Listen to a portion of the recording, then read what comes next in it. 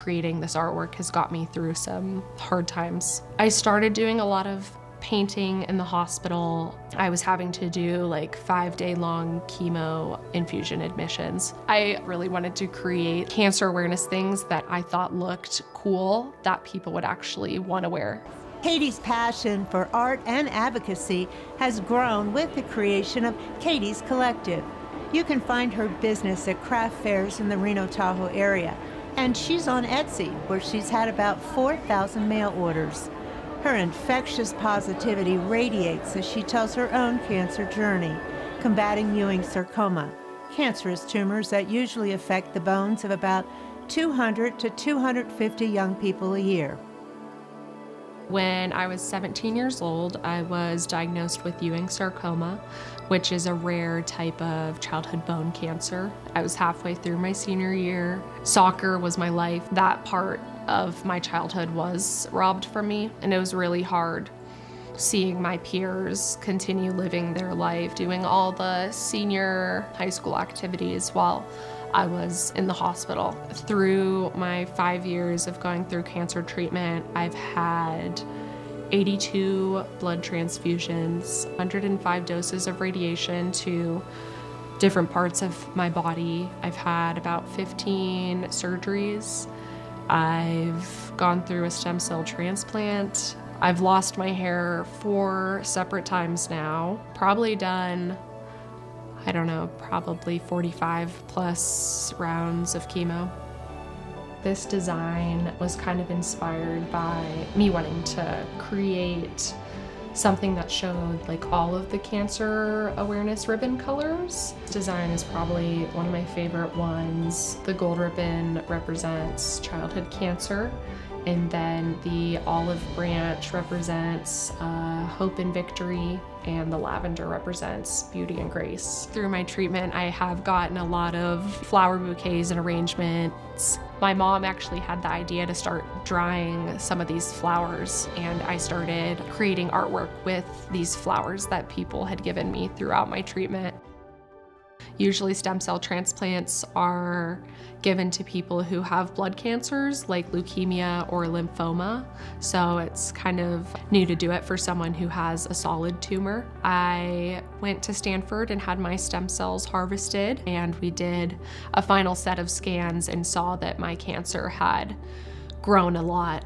And I went in to start my, like 7th time getting radiation at this point, and those scans showed that I had a pleural effusion in my left lung. And that was one of the scariest feelings I've experienced to this day, is not being able to breathe. I never thought that I was gonna die until this hospitalization. Somehow it was a miracle that my lung didn't continue to refill with fluid. I went and had my stem cell transplant in Stanford. I ended up being admitted in the hospital for 40 days. I actually brought like my business with me when I got my stem cell transplant, which was kind of crazy.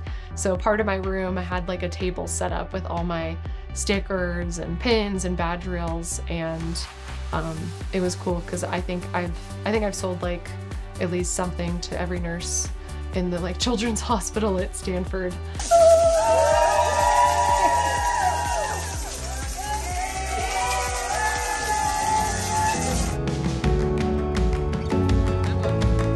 Recently, I had the opportunity to go to Washington, D.C. with the Northern Nevada Children's Cancer Foundation, and advocates from every state in the country went to D.C.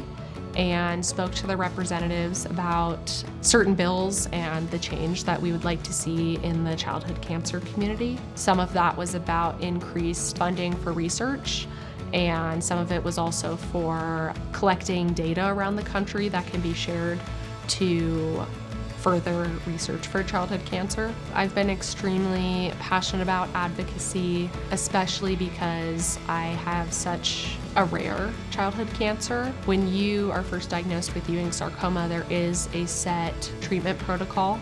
There's no protocol for how to treat a relapse for my type of cancer. It was a lot of kind of just throwing whatever we could at it, seeing what worked, what didn't, and I would like for that to change.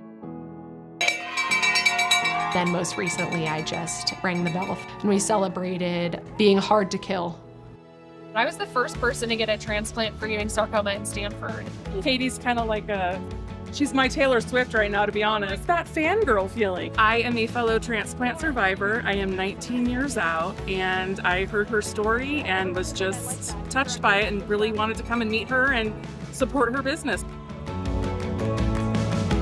This spring, Katie learned her cancer has returned for the 4th time. She remains determined as ever to live beyond her disease. It does scare me a lot. It definitely makes you appreciate every day a little bit more. You can follow Katie and Katie's Collective on Instagram, Facebook, or TikTok, and at katiescollective.com.